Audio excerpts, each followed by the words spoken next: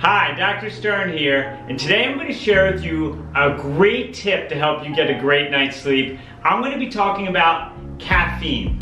Now, I know a lot of people out there love a cup of tea or their morning coffee, and I'm not going to sit here and tell you don't have any caffeine, don't drink coffee, because I know I'm fighting an uphill battle with that.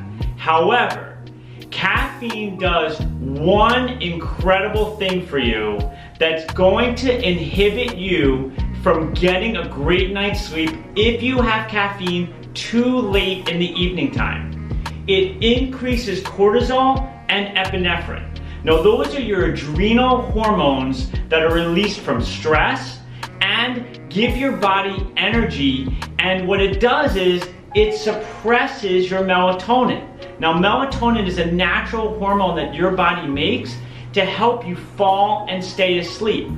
If your cortisol and epinephrine levels are too high, your melatonin levels will not be produced properly, and it will inhibit your ability to fall and stay asleep.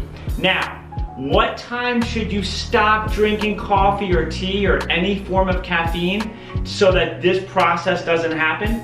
The studies show that you should at least stop any caffeine intake at least 6 hours before you fall asleep. So if you're going to bed around 10 o'clock or 11 o'clock at night, cut back at least 6 hours. What I tell my patients and clients is aim for 8 hours before, because you don't want to inhibit your ability to get a great night's sleep. Sleep is so important for so many things, including waking up with more energy. It helps growth hormone, increasing muscle, decreasing fat. It decreases depression when you get better sleep. So sleep is amazing for your health. And if you're having caffeine too late, that's gonna have a negative impact on you, okay? So I hope this helps on your way to better health. I'll be seeing you soon. Have an amazing day.